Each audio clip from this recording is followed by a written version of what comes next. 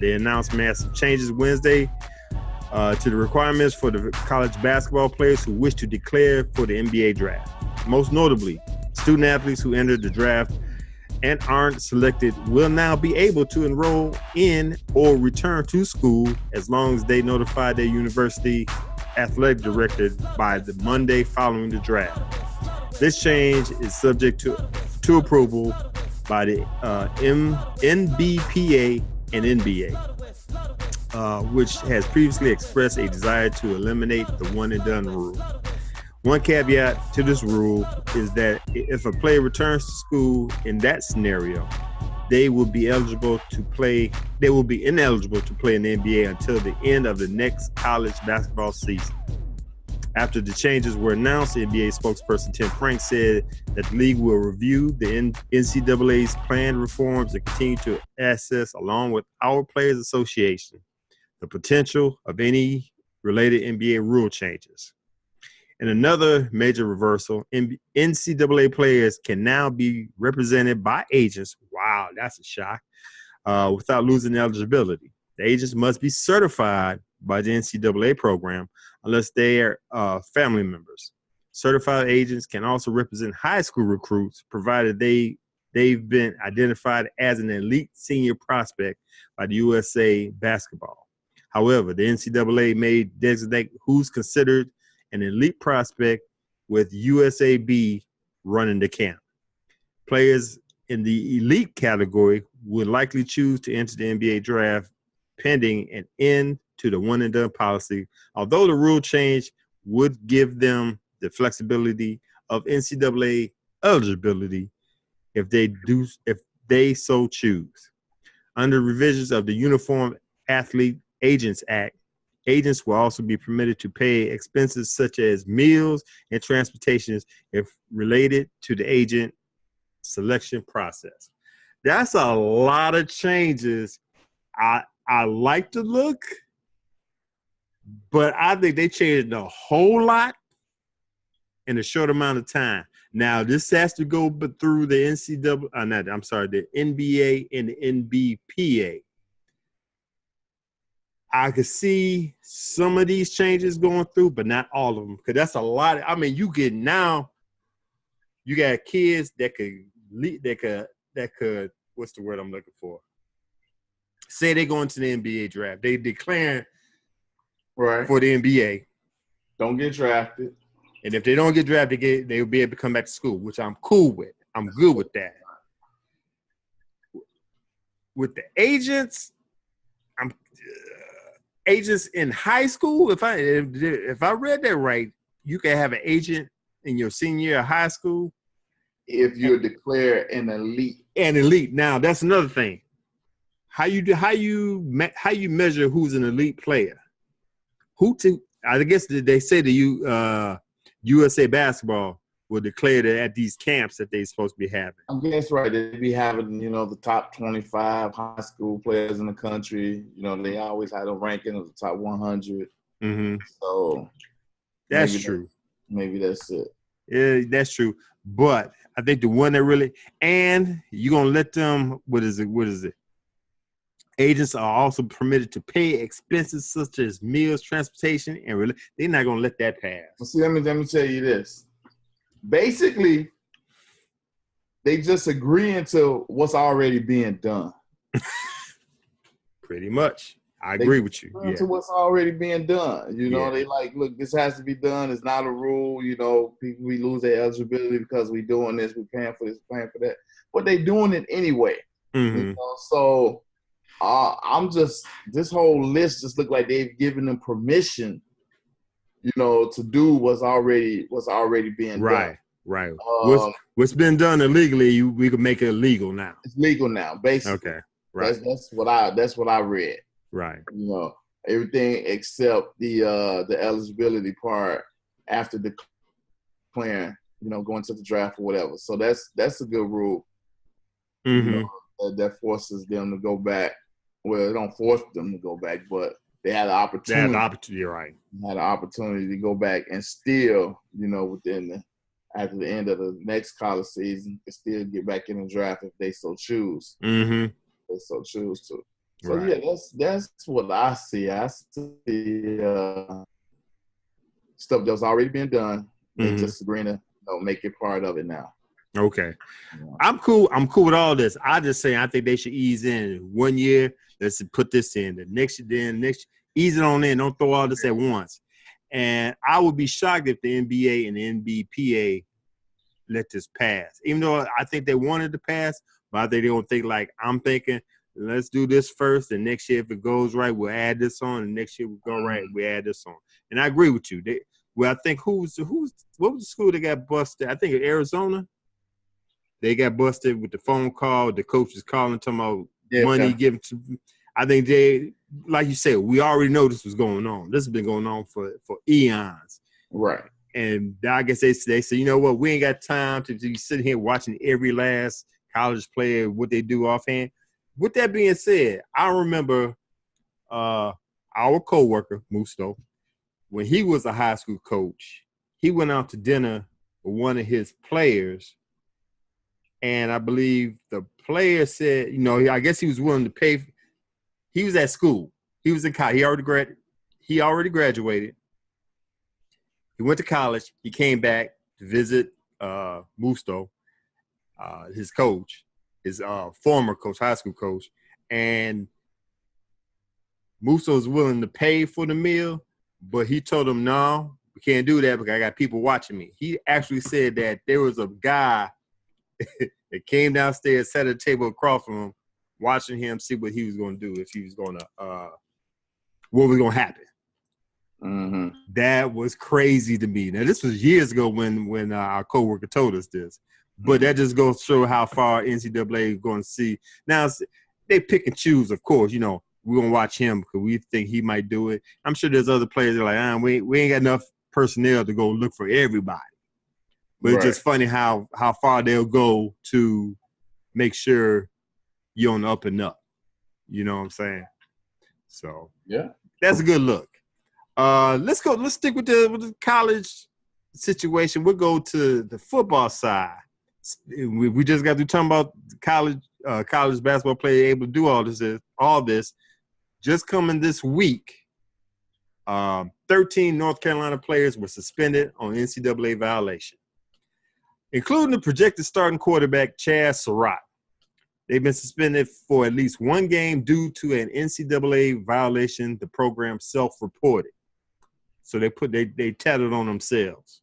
Mm-hmm. But this was big, 13 players. It was going to eventually come out.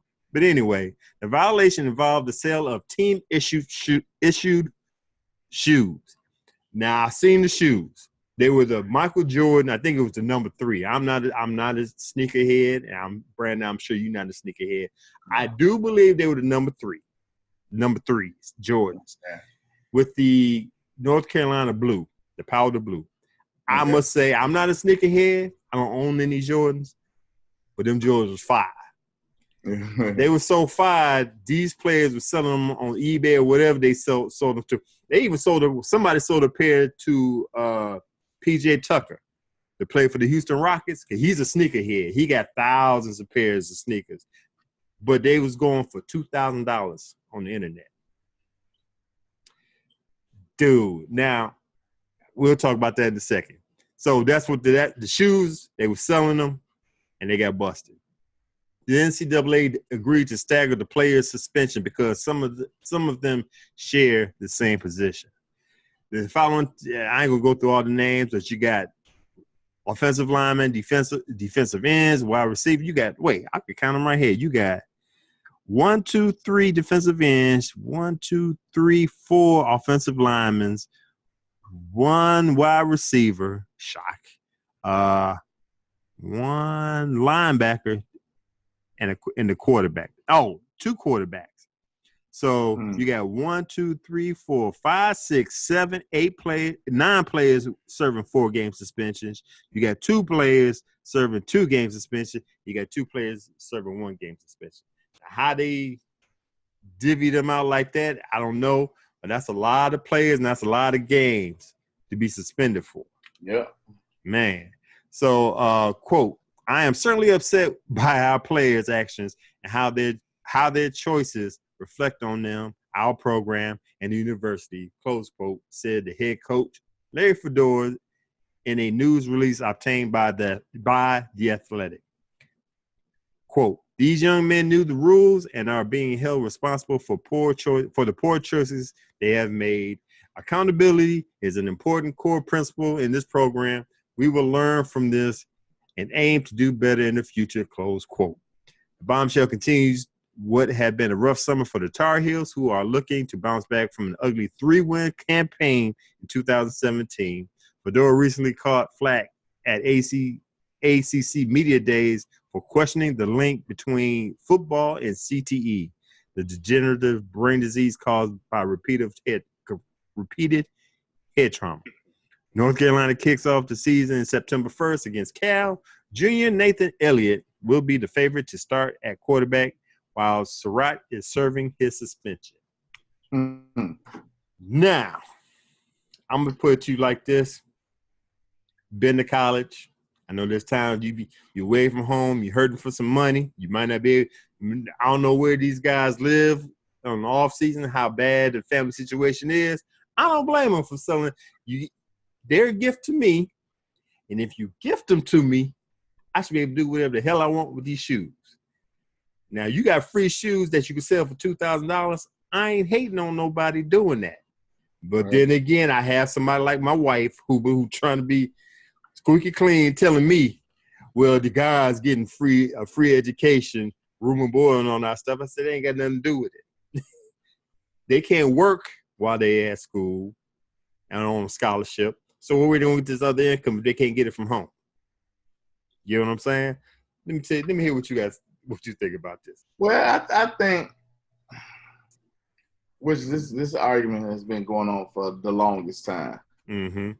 Yeah, they getting a free room and board or whatever and the education. But I think that, like I said, I think that the university is making enough money where they can give these guys, a few dollars a month, mm-hmm. to spend the money. They ain't got to give them, money to go out and, splurge, do what. I mean, they can have, they can't work or whatever. So, a few $100s a month, I think the university's got way, way more than enough money to accommodate these guys, right. Keep them from doing stuff like this. If that's what you want to do, that's what you want to stop them from doing, and that's the only way it's going to stop. Because if they don't, it's going to keep happening. It's going to keep happening, because then when they doing this, it's still a divide. You still got the have and the have-nots. Right. You saying, like you said, well, somebody give is as a gift to me. Now I want to sell it. Yeah, well, you're going to find yourself getting a lot of gifts if you start being able to sell, what you want, So they going to be like, oh, somebody gave you a Jaguar and you just sold it? Oh, okay. Now you got all that money now, huh? Because somebody just wanted to give you a car, So right. I get that part. You can't do that, but they can give these guys, they can come to some type of agreement where they get, okay, however it is, I'm just using the number $200, $300 a month, what is that per player? You spending way more than that on the education anyway. So that's my thought of the whole thing. I'm totally agreeing with you, man, because you could give these kids hundreds of dollars because you're making billions of dollars off of them every season. Schools are building forums and stadiums and not even just building buildings. In their jerseys, right? Doing jerseys got their names on them. Exactly. And I ain't gonna say it's a plantation mentality like other people doing, but you are definitely pimping out these guys so you can make money off your fan base, off your boosters and all that stuff to build the buildings on colleges off of what you making in revenue every Saturday afternoon. So I'm not knocking this. I ain't knocking any college sport. Players do what you want to do. You know what I'm saying? So I just thought it was ugly look. But moving on, speaking of gym shoes, I don't know if you heard about this in the news here in Chicago, in our hometown, about the bait truck that they had on the west side.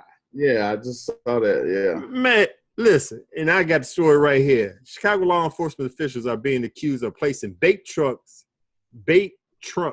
filled with Nike sneakers in the underprivileged neighborhood of Inglewood on the city's southwest side. Its alleged intent was to invite would-be thieves, all inner-city youths, to steal its contents. Accusations were reported earlier this week when videos of a partially open truck filled with sneakers were located near a basketball court inhabited by kids, the large majority of them being black. Dude, that is so illegal to me, man. What do you expect? It's entrapment. Exactly. It's simple and plain. This is me.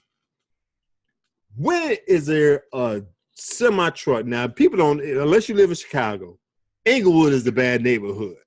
It might be, I don't know if it's the baddest, I don't know if it's them or Robbins, but it's up there as a crime infested neighborhood. You gonna sit there and bring a semi-trailer full of Nike gym shoes and leave it open, and you knew what was gonna happen. If I was a kid, would I do it? Man, yeah. I don't even live in Inglewood, but I'm gonna go over there and see what they got over there. If somebody hollering, you knew what you was doing because you put it right there by the basketball court. That is so effed up to me, man. Now, I don't know if they shut it down once because people had cell phones, arguing to the police about how bad this is. You're not trying to catch criminals. And I know it's a bad act, you taking gym shoes, I got that. But you catching kids in the act. You trying to catch kids at a basketball court. Come on, man. Yeah.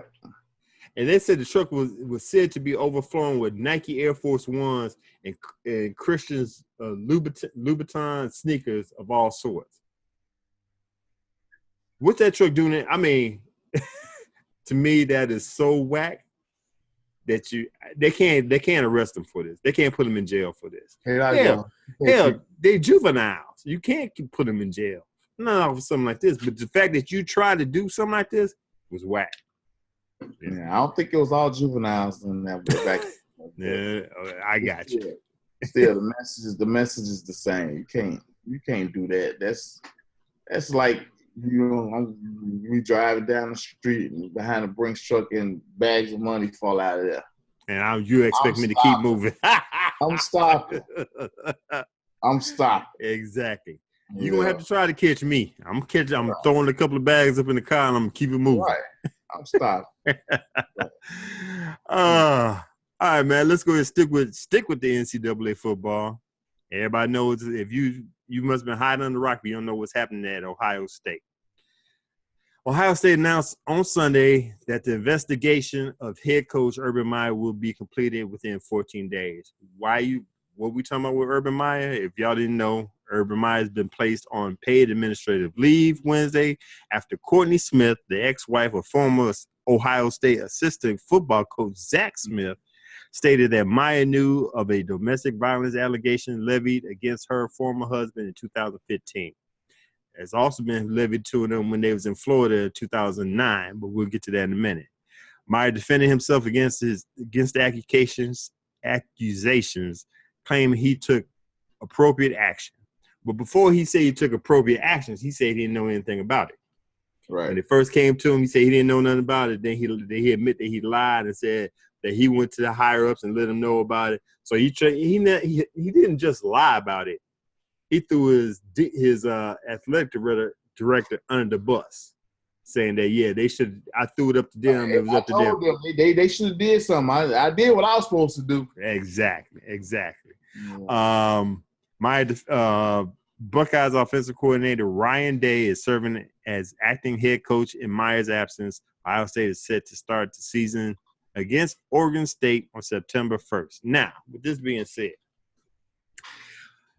I ain't saying there's not a perfect coach out there, but Urban Meyer, to me, he acting like a god out there, saying that whatever I do, y'all better agree with it and be down with it, or you suffer repercussions.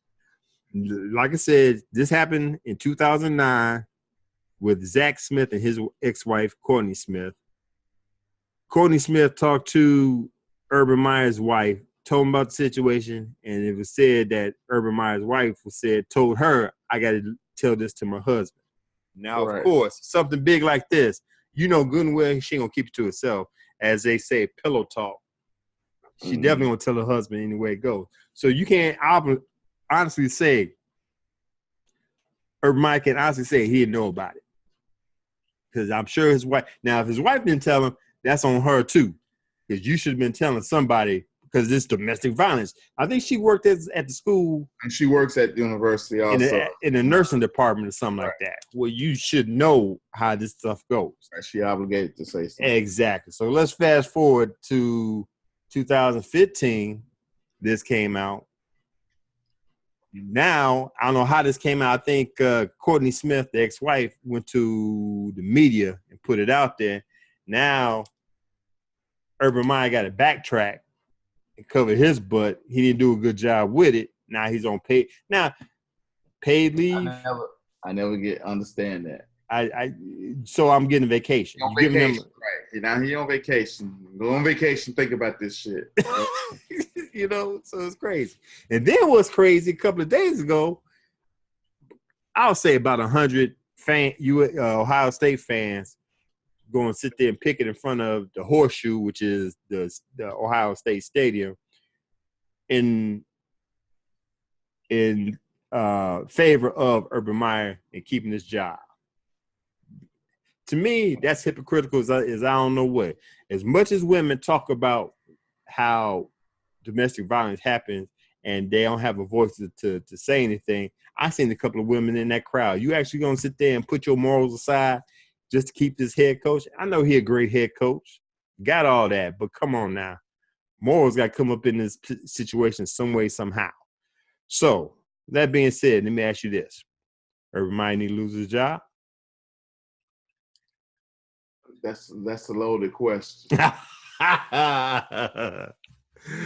No, it's not, man. No. You said, does he need to lose it or will he? Should it? No. Let me ask you, your personal opinion, do you think he should lose his job?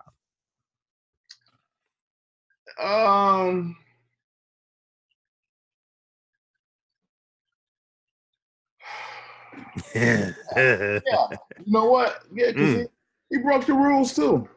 He broke the rules. So now if there's nothing, saying, okay, well, you suspended for a season, or something like that. He should be disciplined. I don't know about losing his job, but he should be disciplined. And I ain't talking about no 3-game suspension or nothing like that. He should, I would go with a season-long suspension and then I can reevaluate it after the season or whatever. I wouldn't just put it that way. Everybody can really dig into what went on and what took place or whatever. So we already know you bogus because you lied and then you didn't report it, like you supposed to or whatever. You and your wife, So yeah, okay. So yeah. I'm thinking a season long, suspension. He shouldn't coach this season. You know what? I like what you're saying. I totally agree with that. I don't think he need to get fired. And Ohio State is don't want to fire him because after Tressel, the situation with Tressel and I can't remember the quarterback they used to have with the tattoo situation, selling paraphernalia to get tattoos. He tried to cover that up and it worked. And he got fired. They were, I ain't gonna say at the bottom of the Big Ten, but they were close to it. And Urban Meyer is the ultimate Ohio State Buckeye head coach. They're not gonna They're not gonna lose their bread and butter Right. You know? And they know if they fire him, somebody gonna scoop him up real quick. So they trying to back up. I guess they taken 2 weeks to figure out, go through the investigations, figure out what they're gonna do, and work on it from there. But I agree with you. I ain't gonna say the man need to be fired, even though he lied. Right. Threw people on the bus, but coaches. Right. And at the end of the day, it wasn't him. Exactly. That's a good point. It wasn't him slapping his wife around. Right. Exactly. Right. And I think he was caught in a hard place because if I ain't mistaken, Zach is his name. Yeah, Zach Smith is the grandson of, I can't remember this guy's name, Earl. Yeah, I know. They got history, Right. He used to be the Ohio State head coach after, a couple of years back, a winning head coach. So right. Urban Meyer was stuck between a rock and a hard place on this situation. Right. He put him there. Right. Yeah. So I would go with a year-long suspension. Okay. Whatever, and then reevaluate it at the end of the season, whatever. All right. I agree with you on that.